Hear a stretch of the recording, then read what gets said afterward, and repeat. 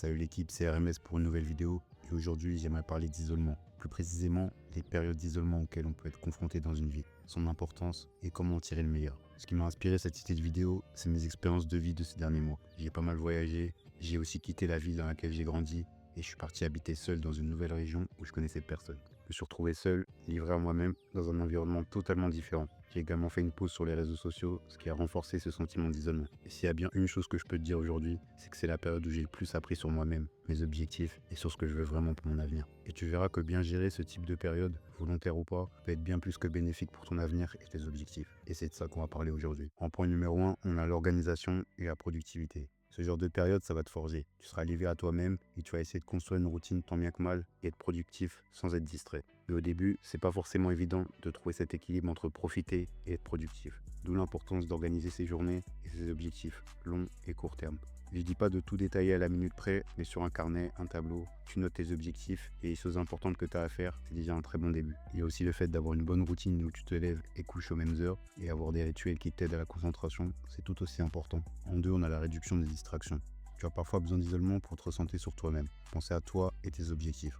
Dans un monde où on est sans cesse stimulé par le bruit extérieur et les distractions, notre attention est sans cesse sollicitée et c'est très facile de tomber dedans et être distrait. Ces périodes d'isolement m'ont permis de faire le tri, de me concentrer sur les choses vraiment importantes. Mais disons-le, on ne peut pas éliminer totalement les distractions et c'est bien comme ça. Il n'y a rien de mal se distraire de temps en temps.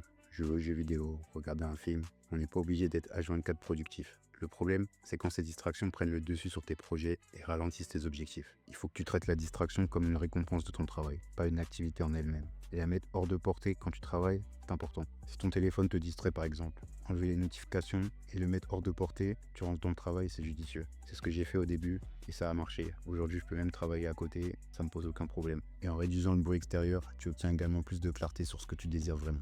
Mais il se peut très bien qu'aujourd'hui, tu sois dans une impasse. Donc si aujourd'hui, tu sais pas quoi faire de ta vie, j'aimerais que tu te poses ces 3 questions. Quelle est ta passion? Quelle est la chose que tu pourrais faire gratuitement toute ta vie? Et comment tu pourrais en vivre? Il y a aussi de quoi es-tu doué naturellement?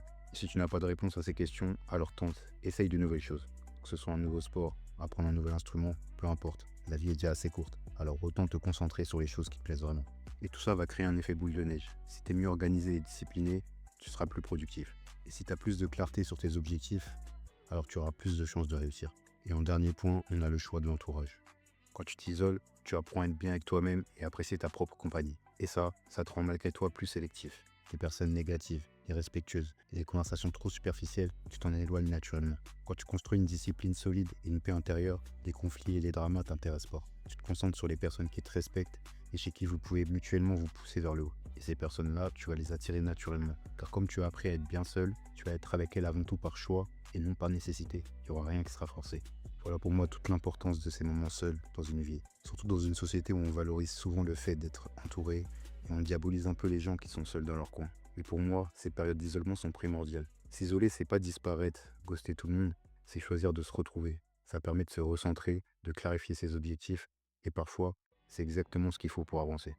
En tout cas, merci de m'avoir écouté, c'était RMS. Et si la vidéo vous a plu, n'hésitez pas à liker, commenter, partager. Prenez soin de vous et je vous dis à bientôt.